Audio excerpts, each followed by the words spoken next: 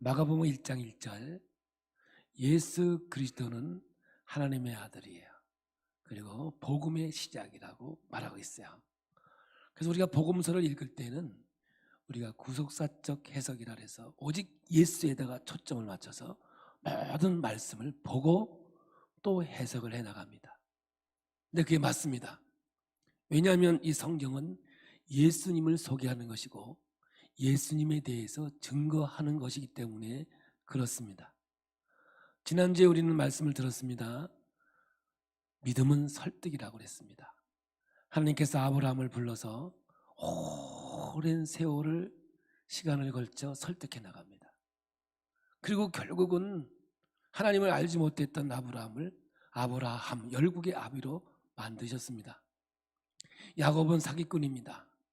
약탈자 도망꾼이었는데 하나님은 그를 이 모양 저 모양으로 훈련시키셔서 결국 이스라엘이라고 하는 하나님의 아름다운 이름을 부여해 줍니다. 오늘도 우리는 마찬가지입니다. 하나님이 우리를 부르셨습니다. 정말 마른 막대기와 같은 우리 인생을 불렀습니다.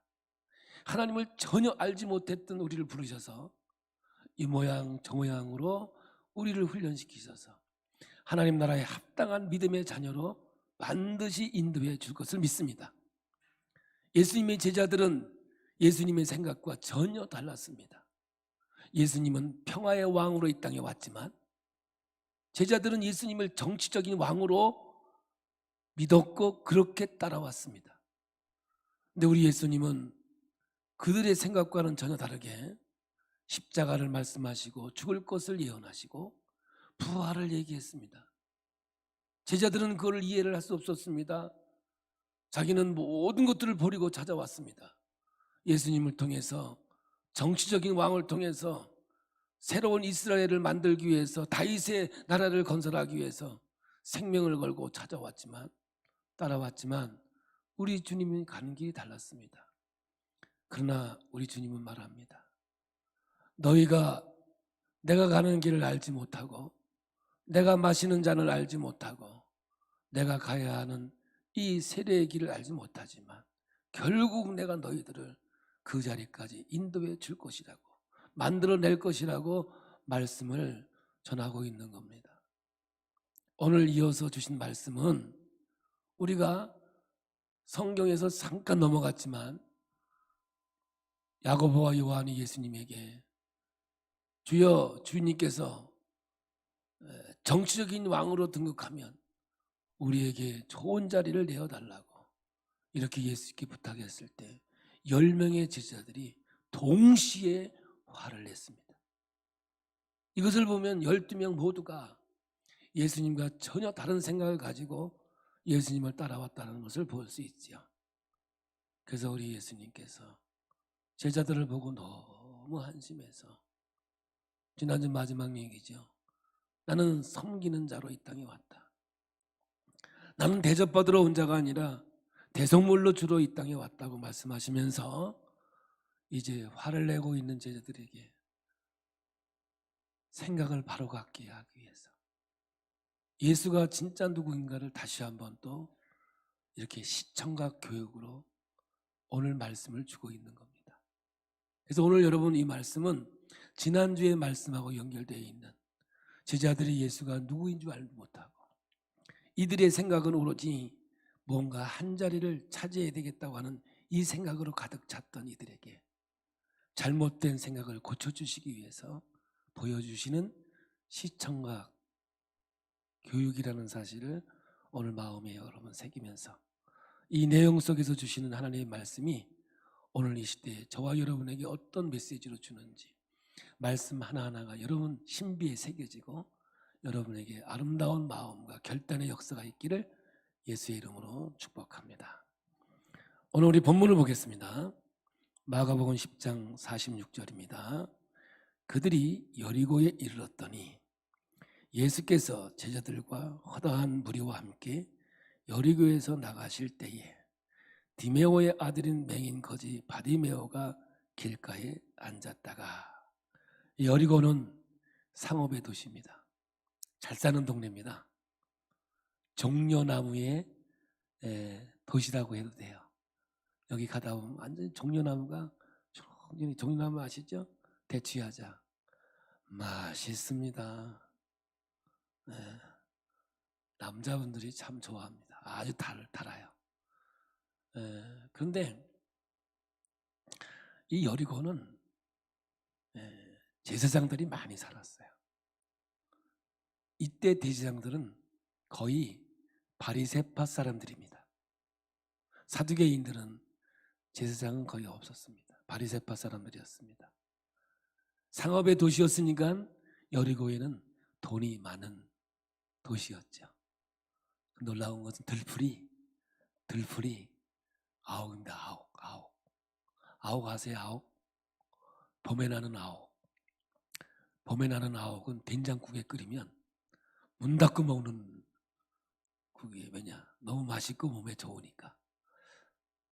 전혀 경상도 오니까 아욱이 없어.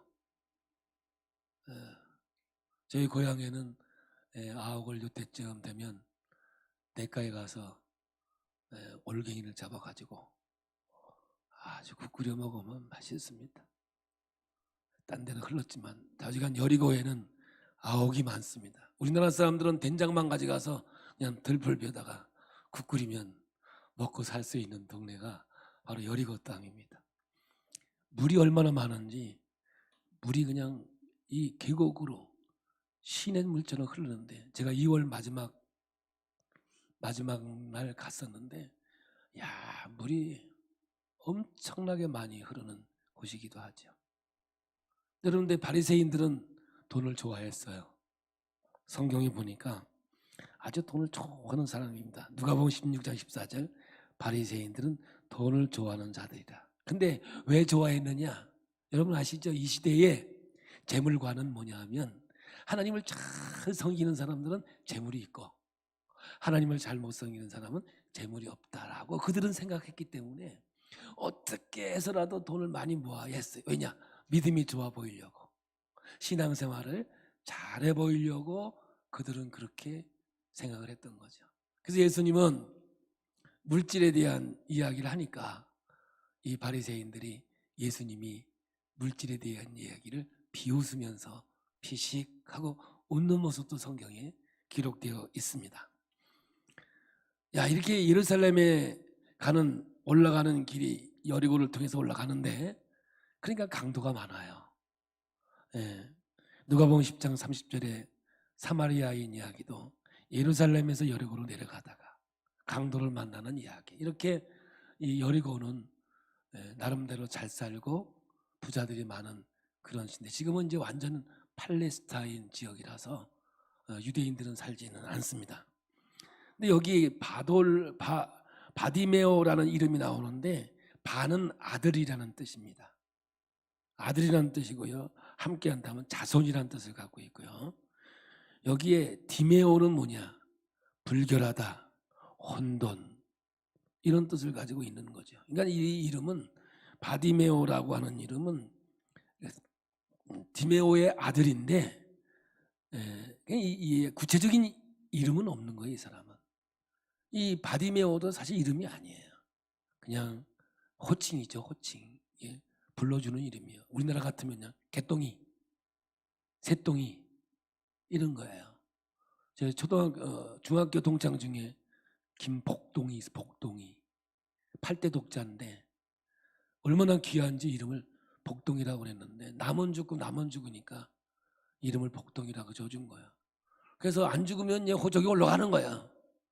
근데 이 복동인데 8대 독자예요. 참 제가 중학교 2학년 때 당시에 홍수가 엄청 났을 텐데 얘는 강가에 살았어요. 물이 얼마나 범람했는지 집에 물이 찼어요.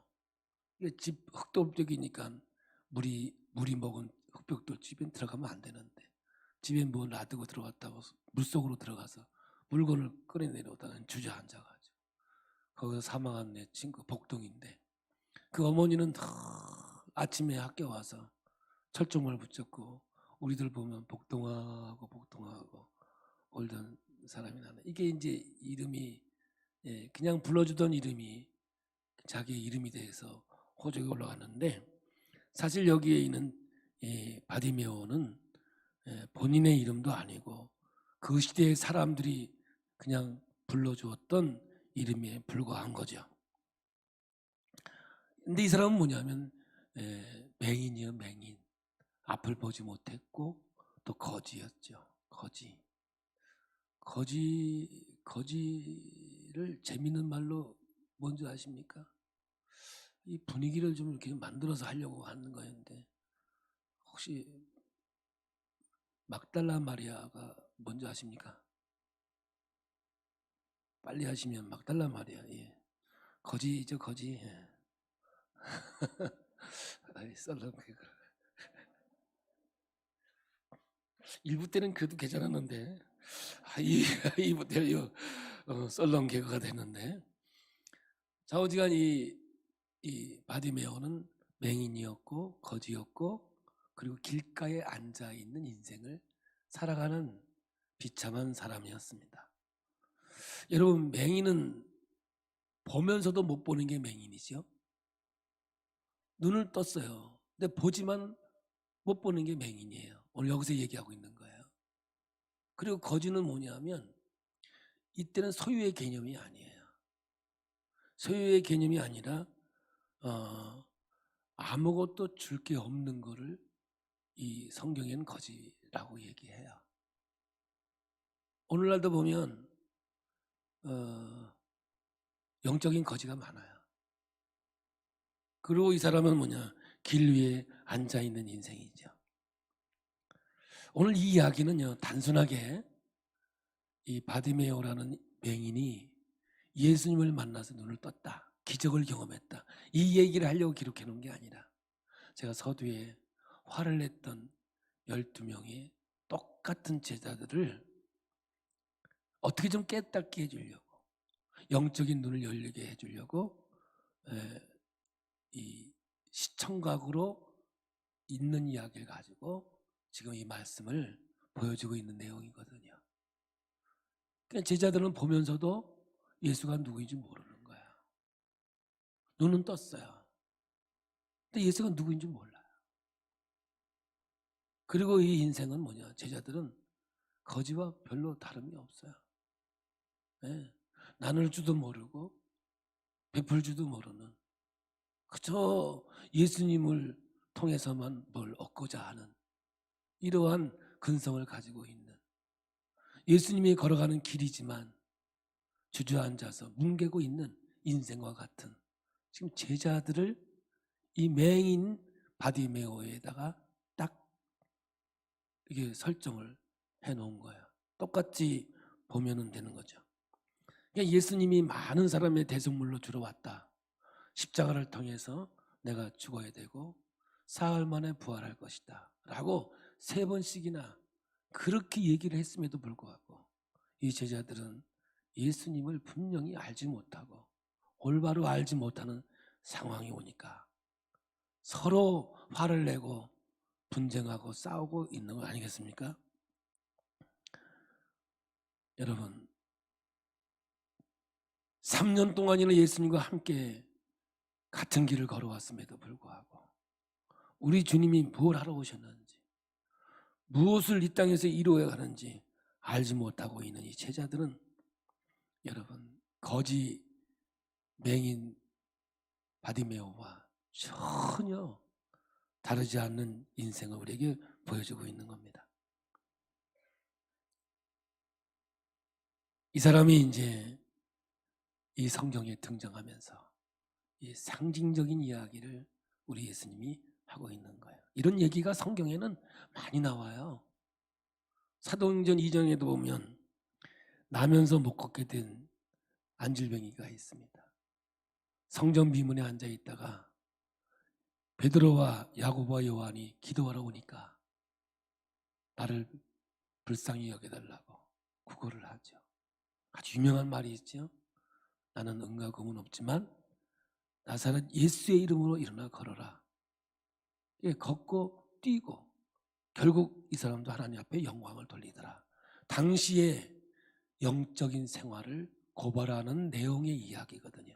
단순하게 안질병자가 예수를 만나서 고침받았다, 이거 얘기하려고 성경에 기록한 것이 아니라 하나님과의 영적인 세계, 하나님의 신앙이 뭔가를 보여주기 위해서 하나님께서 주신 말씀이거든요. 이 오늘 말씀도 똑같은 거예요. 이 눈먼 자가 예수를 만나서 대박 터졌다, 뭐 복 받았다, 뭐 여기에 국한되어 있는 것이 아니라 우리 예수님께서 앞 못 보고 그저 자기 것만 생각하고 있는 이 제자들에게 이 사람을 통해서 하나님의 역사를 이루고자 하고자 하는 겁니다. 자, 이제 이 거지가 예수님을 만났습니다. 이제부터 아주 중요한 얘기가 여기서 돼요. 47절입니다. 47절을 한 목소리 읽어봅니다. 나사렛 예수시란 말을 듣고 소리질러 이르되 다윗의 자손 예수여 나를 불쌍히 여기소서 하거늘. 여기에 예수님을 부르는 호칭 두 개가 나옵니다. 성경은 항상 두 개예요. 첫째 돌판, 두 번째 돌판. 첫째 아담, 두 번째 아담. 첫째 반석, 두 번째 반석. 옛자, 새자. 율법의 두 명은 또 정한 증인의 숫자이기도 하지요. 첫 번째는 뭐냐면 나사렛 예수라는 말은 예수님을 비하하는 말입니다. 낮춰서 하는 말이죠. 그래서 나사렛에서 선한 것이 나겠느냐? 이렇게도 성경은 기록하고 있어요. 또 하나 다윗의 산 예수여라는 말은 아주 위험한 말이에요. 이건 뭐냐면 정치적인 용어예요. 왜 정치적인 용어냐? 다윗의 자손 예수여라는 말은 정치적인 왕으로 와서 로마의 군대를 물리치고 새로운 이스라엘을 건설할 것이라고 하는 이 정치적인 용어예요. 그러니까 이 말 한번 잘못하면 가는 수도 있는 말이에요. 그러니까 오늘날도 우리가 말하면서 정치적인 용어는 조심해야 되는 거죠. 잘못 정치적인 말 한마디 하면요, 지금도요 어려움을 당하고요 고난을 당할 수밖에 없는 것이 이 세상의 삶이거든요. 그래서 이 정치적인 고백, 다윗의 자손 예수여, 이것은 아주 위험한 얘기예요. 다윗의 자손을 통해서 메시아가 오는데 왕으로 오시는 예수로 유대인은 알고 믿고 있었거든요. 그런데 여러분, 성경은 뭐라고 그래요? 예수님은 정치적인 왕이 아니에요. 평화의 왕이지. 하늘의 영광, 이 땅 위에는 평화. 그래서 우리 예수님이 이 땅 위에 평화의 왕으로 하나님 나라를 이루기 위해서 이 땅에 오신 것이지, 로마를 물리치고 힘으로, 칼로, 권력으로 나라를 쟁취해서 세우려고 오신 예수님이 아니세요. 하나님 나라를 이 땅에 건설해서 믿는 자들에게 영원한 영생을 주시기 위해서 하나님께서 이 땅에 예수님을 보내신 건 아니겠습니까? 그러므로 오늘 여러분, 이 정치적인 왕으로 해석할 수가 있는 거예요. 그러니까 이 맹인이 예수에게 이렇게 외치니까 희한한 일이 벌어지기 시작해요. 47절이에요. 나사렛 예수시란 말을 듣고 소리 지르되 다윗의 자손 예수여 나를 불쌍히 여기소서 하고 외치니까, 죄송합니다, 48절입니다. 48절. 많은 사람이 꾸짖어 잠잠하라 이래요. 많은 사람들이 이 맹인의 외치는 소리를 듣고 조용히 하라고 확 찍어 눌러요. 여러분, 마태복음 15장에 더러운 귀신 들린 한 여인이 나와요. 이 여인의 딸이 귀신 들렸는데 그냥 귀신이 아니라 더러운 귀신을 들렸어요. 도로와 시돈병의 여인이에요. 그러니 이 여인이 얼마나 고통 속에 있었겠어요. 그런데 예수님이 오셨다는 소리를 듣고 예수님께 가까이 가요. 그런데 사람들이 너무 많은 거예요. 예수께 가까이 갈 수가 없었던 거죠. 그래서 할 수 있는 게 뭐냐, 큰 소리로 외치는 거예요. 다윗의 자손 예수여 내 딸이 흉악한 귀신 들렸나이다. 불쌍하게 여겨주시옵소서. 여기서 불쌍하게 여겨주시옵소서는 어떤 용어냐면 베드로가 물에 빠질 때 주여 나를 구원해 주소서, 이 구원의 소리였어요. 똑같은 용어로 쓰여지고 있거든요. 지금 여러분, 중풍병자가 예수께 가까이 가려고 하니까 사람이 너무 많은 거예요. 그래서 4명의 친구가 지붕을 뚫고 예수께로 침대를 내려서 예수에게 기적을 경험하지 않습니까? 그럼 우리가 신앙의 길을 걸어가면서 제일 큰 예수님을 만나는데 방해가 있다면 그거는 사람이에요. 물이라고요, 물이라고. 그래서 여러분, 은혜를 받아서 사람을 못 넘어가면 하나님의 놀라운 하나님의 역사를 경험할 수 있는 게 없어요. 그 마태복음 15장에 나오는 한 여인도 그 무리를 넘어가요. 침묵을 넘어가고요, 제자를 넘어가서 드디어 예수님께 가까이 가요. 근데 예수님께서 뭐라고 그러신지 아세요, 여러분들? 나는 이스라엘 백성들을 위해 부름받았지 이방인들을 위해서 보냄받았지 않았다고 얘기해요. 그러니까 이 여인이 큰 소리로 외치지 않습니까? 더 크게 외쳐요. 다윗의 자손 예수의 나를 불쌍히 여겨달라고. 그러니까 예수님께서 드디어 입을 열어요. 자녀의 떡을 취하여 개들에게 주는 게 마땅치 아니하다. 지금 이 여인을 개취급하거든요. 그런데 이 여인은 더 예수께로 나가요. 옳습니다. 나는 개입니다. 그러나 개도 주인의 밥상에서 떨어지는 부스러기를 먹고 삽니다. 엄청난 신앙 고백을 하는 거예요. 그러니까 예수님께서 뭐라 그래요? 여인이여 내 믿음이 크도다. 그 즉시로 그 딸이 나음을 입었도다. 이 엄청난 사건이 오늘 이 사건과 똑같은 형태로 기록되어 있다는 거예요. 그럼 오늘 여러분, 이 맹인이 이렇게 막 사람이 찍어 누르니까 어땠어요? 아유 더러워, 아유 간 게 아니라니까 여러분들. 근데 이 땅에 있는 많은 사람들 보세요. 신앙의 길 걸어가면서 사람 때문에 넘어져요. 이 사람 보고 넘어지고 저 사람 보고 넘어지고, 아이고 저 사람 때문에 넘어져요. 그런데 이 여인은 어떤 행동을, 이 맹인은 어떤 행동을 하는지 보세요. 다시 한번 봅니다. 많은 사람이 꾸짖어 잠잠하라 하되 그가 더욱 크게 소리질 이르되 다윗의 자손이여 나를 불쌍히 여기소서 하느니라. 더 큰 소리로 예수님께 외치는 거죠. 우리는 이거 기도라고 하는 거예요. 여러분, 우리는 넘어가야 할 때 넘어가지 못하면 하나님의 기적을 경험할 수가 없어요. 우리는 넘어가지 못하고 쓰러지면 더 이상 진보할 수가 없어요. 나아갈 수가 없거든요. 이 거지의 절규는 본질적인 절규예요. 그러나 이 절규가 하나님께 상달되어지면, 긍휼히 여겨주시면 못할 것도 없는 하나님께서 죽은 자도 살게 하시고 없는 것도 있게 하시는 하나님인 줄 여러분 믿으시길 바랍니다.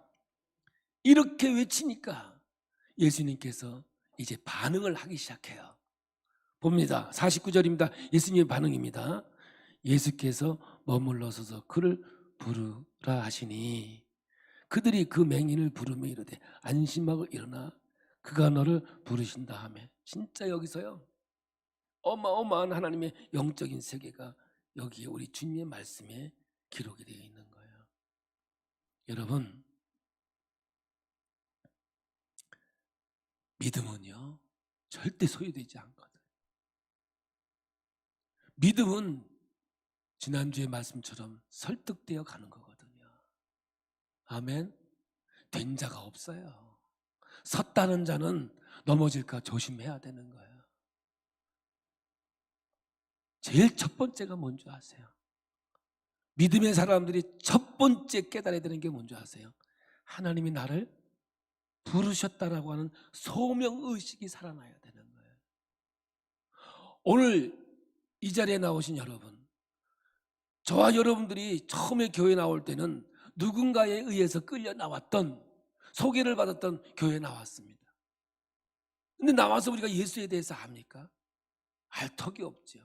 그냥 교회 나가면 좋아, 좋은 말씀 들을 수 있어, 예수 믿고 천국 가야지, 이렇게 이제 처음부터 이렇게 돼요. 그러면서 시간이 가면서 말씀을 듣게 되기도 하고 넘어지기도 하고 또 말씀 듣고 넘어지기도 해요. 그러면서 진리가 내 마음속에 들어오면서 결정적인 순간에 어떤 마음이 드느냐, 아하, 내가 내 발로 교회 온 줄 알았더니 하나님께서 나를 부르셨구나. 이 소명의식이 내 마음속에 불같이 뜨겁게 역사해야만 이때부터 진짜 믿음의 역사가 시작이 되어져 가는 겁니다. 이 소명의식이 없으면요, 뭐가 문제 아세요? 사명이 없어요. 오늘 여러분 왜 사명감이 없는 줄 아세요? 우리는 하나님 앞에 이 생명 주님이 주신 것이니 주의 뜻대로 사용하여 주옵소서 하고도 내 마음대로 살잖아요. 이게 야곱의 일생 아닙니까? 하나님 앞에 기도는 막 한자도 틀리지 않고 하면서 결국 자기 생각대로 살아가는 인생들. 여러분, 소명의식이에요. 소명의식이 생기면요, 사명은 불일듯 일어나게 돼 있는 거예요. 열정으로 이어져가게 되는 거죠. 그래서 여러분, 영적인 눈이 열려지게 되는 거예요. 이 사명감이 우리에게 있어야 돼요. 그래서 우리는 이때 하나님이 나를 부르셨구나, 이걸 깨달았을 때 나타나는 찬양이 있어요. 먼저 한번 불러볼까요? 주님 나를 부르셨으니, 주님 나를 부르셨으니, 우 주여, 주님이 나를 부르셨네요.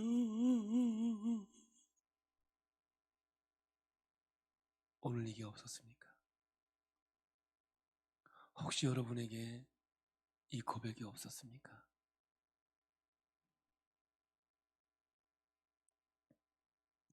주님 나를 부르셨으니,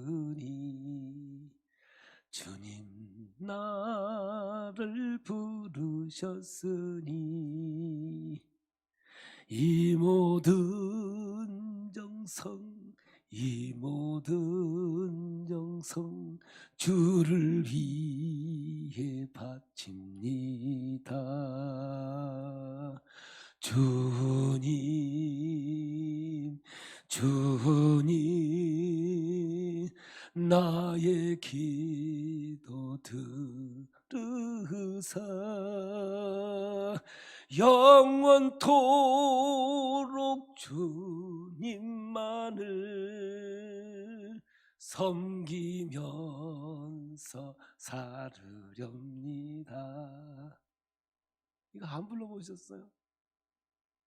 이 소명이 오면요, 사명이 불타게 돼 있는 거예요.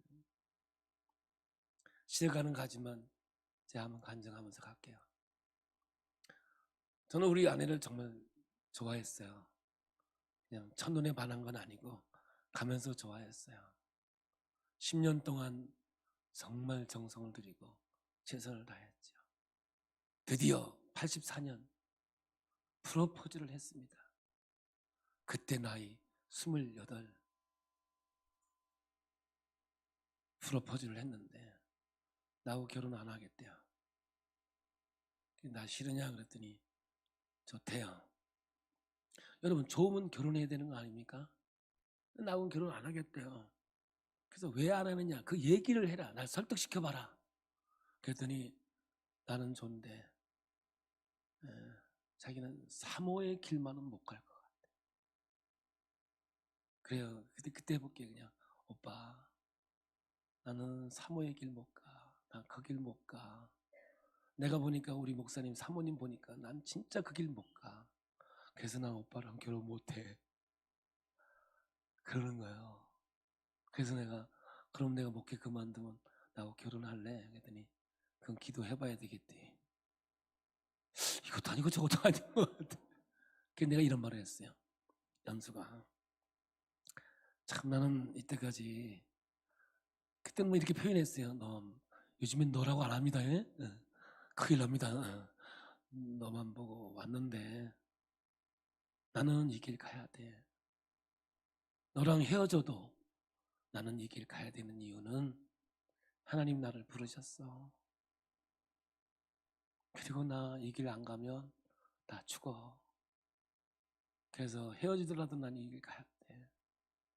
그리고 그럼 내가 떠날게. 멋있는 말로 아디유. 이렇게 참 아픔을 가지고 돌아왔었죠. 결국 하나님께서 인도하셔서 결혼하게 됐습니다만, 진짜 그때 이 소명은요, 세상의 그 어떤 것도 이 사명하고 바꿀 수가 없었어요. 이제 얼마 남지 않는 제 목회 여정 속에서 참 최선을 다해 달려오긴 했습니다만, 오늘 여러분, 저는 이 말씀이 여러분에게 간절하게 얘기하는 것은, 진짜 하나님이 여러분을 부르셨다고 믿으십니까? 아멘. 부르셨거든요. 사도 바울이 뭘 깨달은 줄 아세요? 몰랐어요. 근데 하나님을 알고 보니까 만세 전부터 나를 부르시고 택하고 부르셨다는 것을 깨닫게 됐다니까요. 하나님의 그 깊은 진리를 깨닫고 보니까 하나님 나를 부르신 거예요. 예수께서 머물러 서서 그를 부르라 하시니, 이 소명이거든요.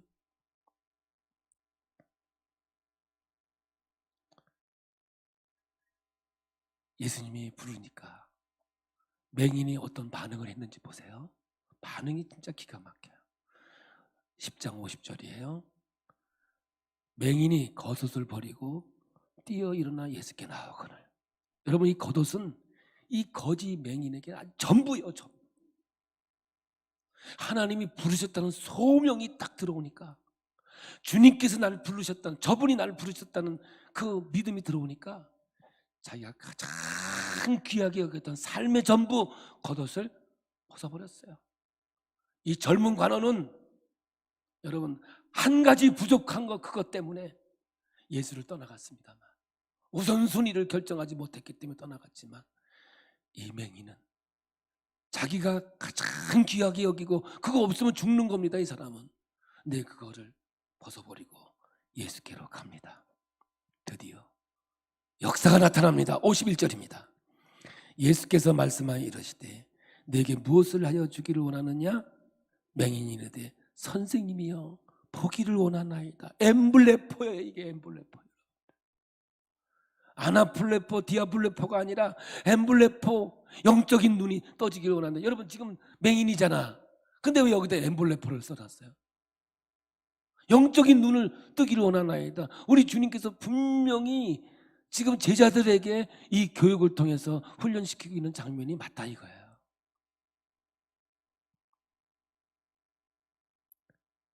이 고백을 어떤 역사가 있는 줄 아세요? 52절입니다. 예수께서 이르시되 가라, 내 믿음이 너를 구원하였느니라 하시니 그가 곧 보게 되어 예수를 길에서 따라. 영적인 영이 열리니까 이제 사명이 생겨서 누구를 따라가기 시작해? 이제 예수님을 따라가게 된 거예요. 진정한 변화의 역사가 여기에 있게 되는 거예요.